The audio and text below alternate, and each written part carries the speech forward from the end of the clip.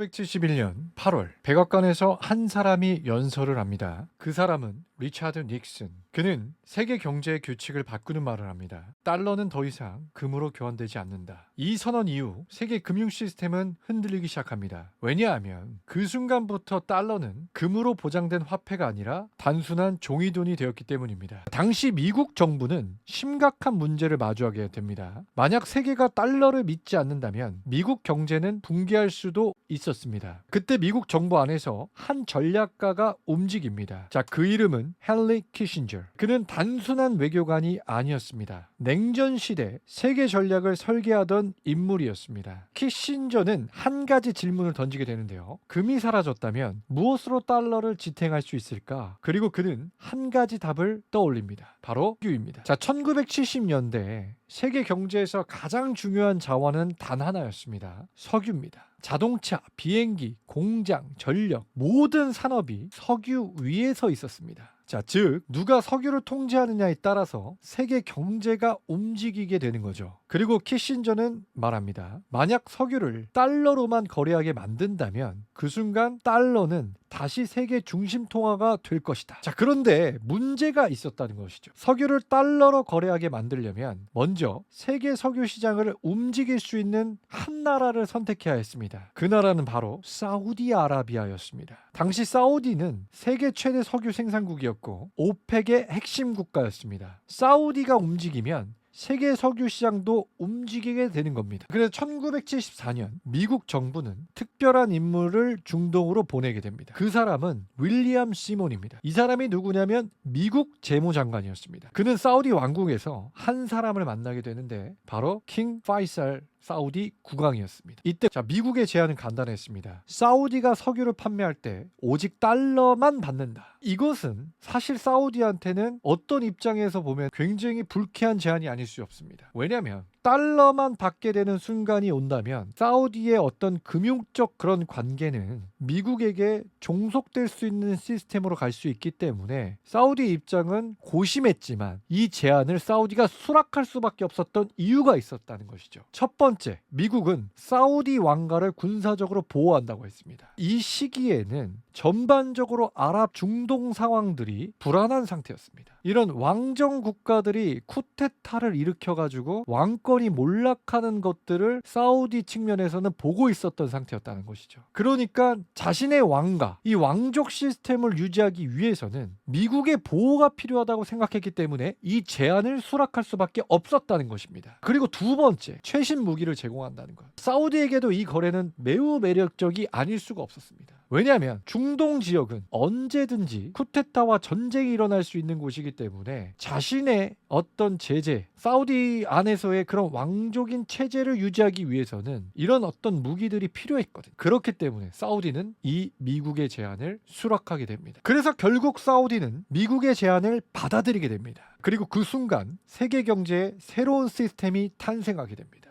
석유를 사기 위해서 세계의 모든 나라가 달러를 필요하게 된 것이었습니다. 바로 이 시스템이 페트로 달러라고 부릅니다. 이 시스템 덕분에 세계 국가들은 석유를 사기 위해서 달러를 보유해야만 했습니다. 즉, 금이 사라진 이후에도 달러는 계속해서 세계 중심 통화로 남게 되었다는 것이죠. 하지만 여기서 또 하나의 질문이 생깁니다. 만약 어떤 나라가 달러 대신 다른 화폐로 석유를 거래한다고 한다면 어떻게 될까요? 놀랍게도 이 시도를 했던 나라들이 실제로 존재했고 그 나라들이 어떻게 됐는지 다음 영상을 통해서